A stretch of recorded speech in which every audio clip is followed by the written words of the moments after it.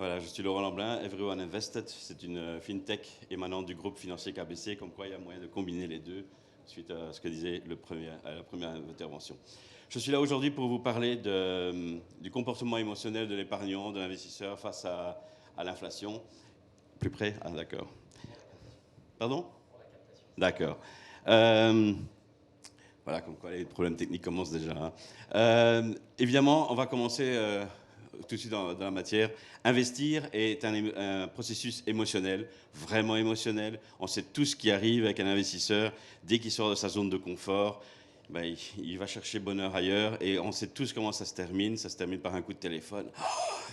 Comme le poisson rouge d'ailleurs. Vendez, vendez, vendez. Il part et il ne revient pas. Le problème, c'est que la perte de pouvoir d'achat, c'est tout à fait autre chose. C'est bien plus explosif. La perte de pouvoir d'achat, on le voit même en France, notamment en France d'ailleurs, vu de Belgique, c'est quand même assez impressionnant comment on peut y réagir, surtout que chez nous, le gasoil est à 2 € le litre. Bref, on voit que c'est quelque chose qui marque les esprits, mais ça ne dure pas. C'est quasi l'inverse de tout à l'heure chez l'investisseur qui sort des marchés, qui ne rentre plus. Ça ne dure pas. Pourquoi? Parce que c'est quelque chose qui affecte demain. Aujourd'hui, je vais au magasin, je ne remarque pas le prix, demain on verra, etc. L'inflation, c'est vraiment quelque chose à long terme, comme un cancer sournois qui va vraiment s'attaquer à nos finances. On n'y pense pas vraiment, c'est pour plus tard, c'est pas maintenant, ça ne changera pas grand-chose à notre vie.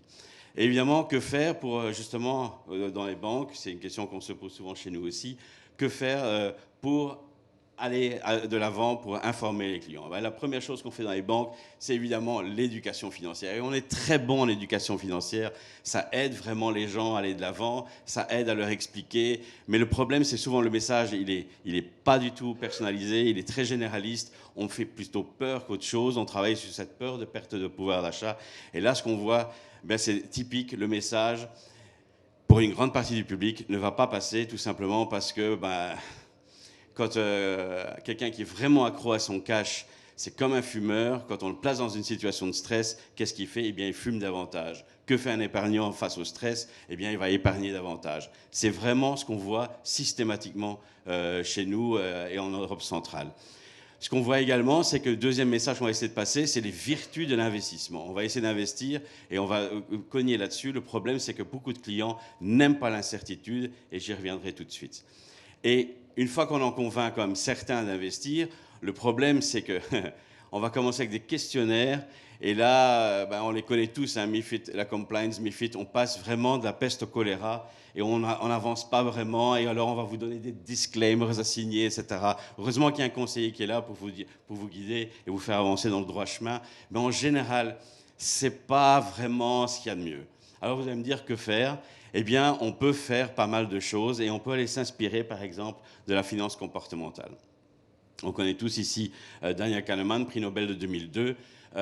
Et en 1981, ensemble avec Amos Tversky, le co-auteur, ils ont sorti un très très très bel article dans Science Magazine qui a quand même pas mal chamboulé les esprits.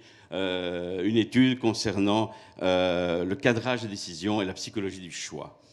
Et pourquoi j'insiste vraiment sur 81? Vous allez voir dans 2 secondes, c'est quelque chose qu'on aurait dû sortir bien avant et qu'on aurait dû distribuer à pas mal d'endroits, surtout notamment encore une fois en France, parce que l'article traite du problème de la maladie asiatique. Et je vais vous l'expliquer en 2 secondes comment on peut vraiment recadrer une histoire. Imaginez-vous, vous êtes un pays de 60 millions d'habitants et vous avez le budget pour un vaccin. On est en 81, il y avait moins de budget. Un vaccin.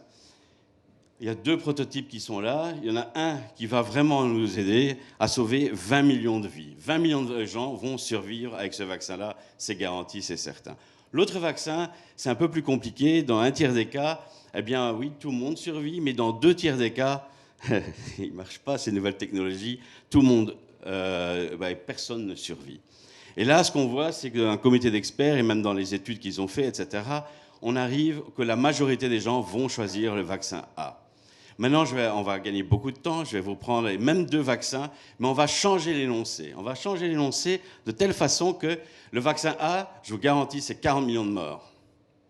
Et le vaccin B, il y a quand même un tiers de probabilité que personne ne meure, et dans 2 tiers des cas, 60 millions de morts.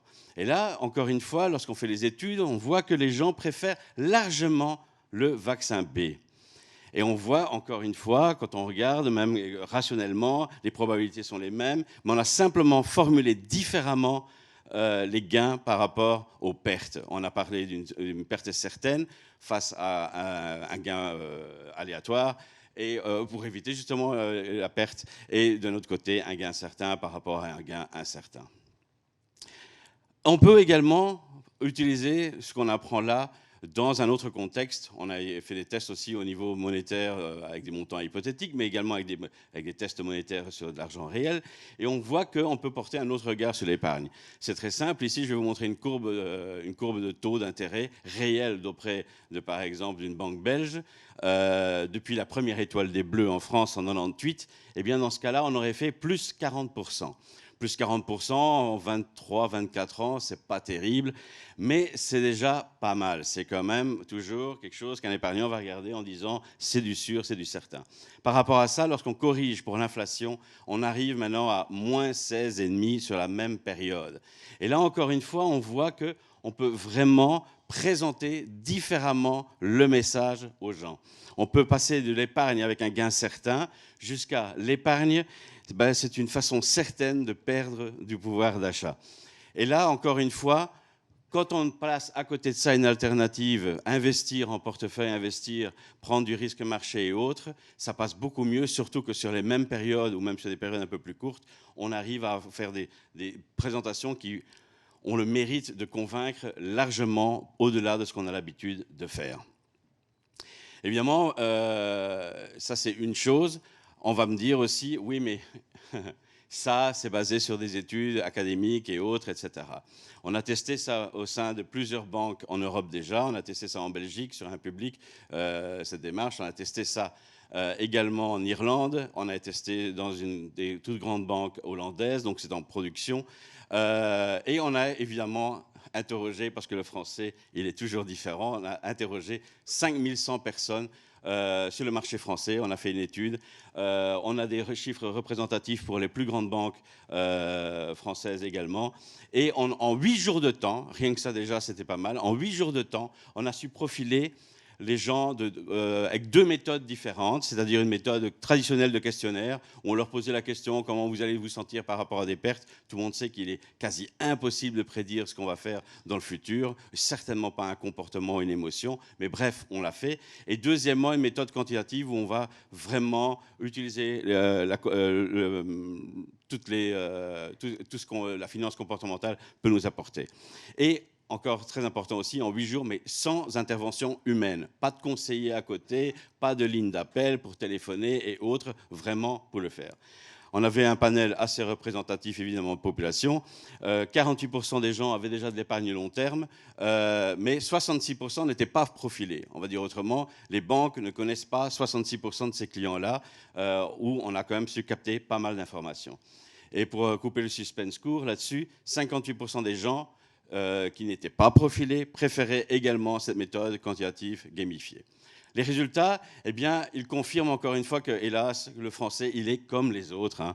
Il est vraiment comme les autres. Il râle peut-être plus fort, mais finalement, il se comporte complètement dans la norme. On le voit dans les résultats, par exemple. Eh bien, ils vont s'agripper, en effet, aux gains certains. Dans 75% des cas, quand ils ont des choix même rationnels à faire, ils vont s'agripper aux gains certains. Dans 56% des cas, par contre, eh bien, ils vont préférer de jouer ou tenter le diable pour justement se défaire de cette perte certaine.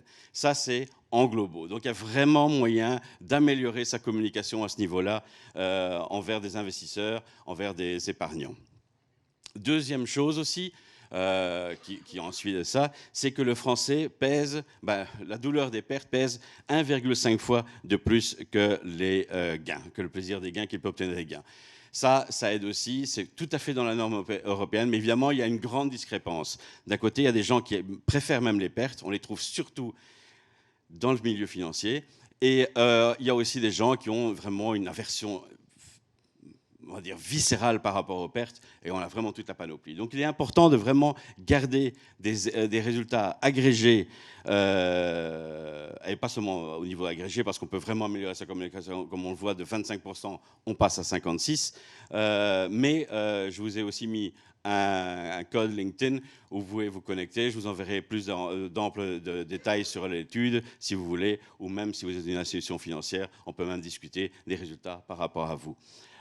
Pour terminer, parce que je vois que je n'ai plus que 10 secondes, pour terminer, eh bien, c'est simple.